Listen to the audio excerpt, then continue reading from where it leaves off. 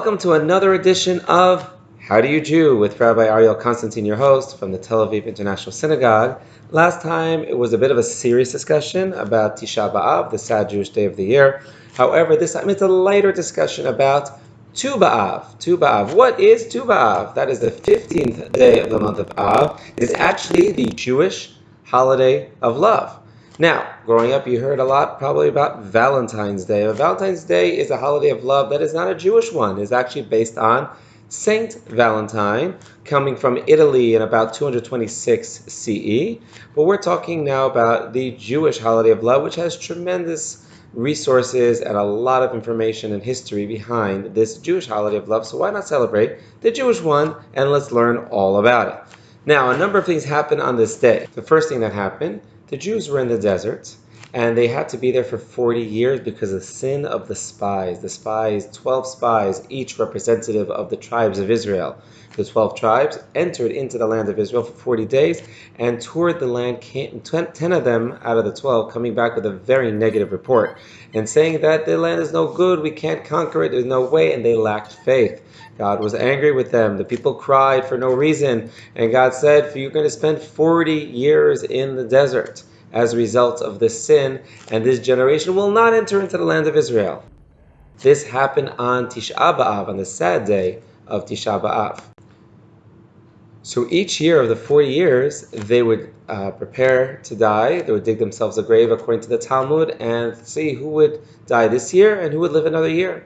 Well, in year 40, God was very gracious and very kind and decided that final year, those who survived the 39 years would live to see the 40th as well and would enter into the land of Israel. They thought maybe it was a mistake in the counting of the days. They tried the 10th, 11th, 12th. They saw a full moon on the 15th of Av. They said, God has been gracious with us. And they realized God loves us and has kindness and mercy and enabled them to enter the land of Israel. That is the original, the beginning, the origins of the Jewish holiday of love. Now, another thing that happened in Jewish history on the 15th, there was a terrible incident with the tribe of Benjamin, known as Pilegesh Bagiva. What happened is as follows. There were a group of travelers who were going through the tribe of Benjamin. They went to a place called Giv'ah, which means a hilltop. It must have been a village on a hilltop in the tribe of Benjamin. And they asked for a shelter, someone to help them take them in, and nobody except for one old man was gracious enough to take them in. What then happened is that the people of Benjamin were very angry that they were so gracious, and they said, send out these men.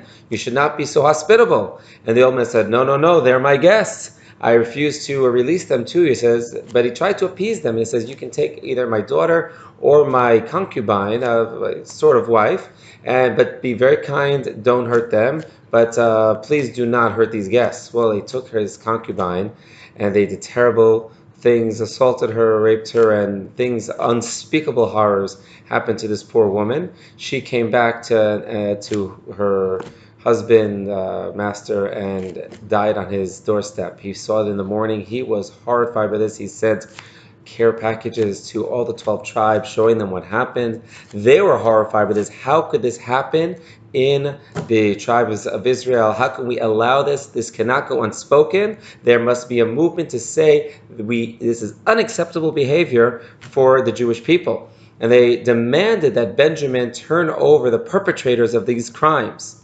Well, Benjamin refused. The tribe of Benjamin refused.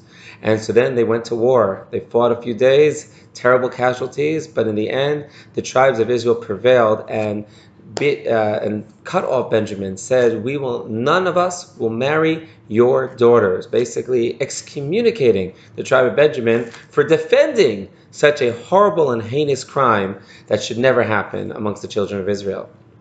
Well, eventually what happened is that they arranged for some very interesting formula. What ended up happening is that Benjamin wasn't able to marry with anyone amongst the Jewish people, but that swear took place for the fathers not setting a shidduch, not setting a match.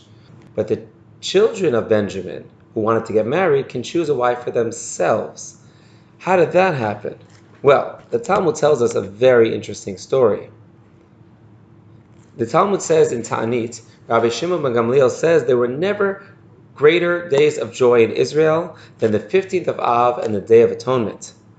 I can understand the Day of Atonement because it's the day of forgiveness and the day where we were pardoned but for the sin of the golden calf and when we received the second set of tablets. But what happened on the 15th of Av? Well, the children felt quite a lot of remorse for what happened.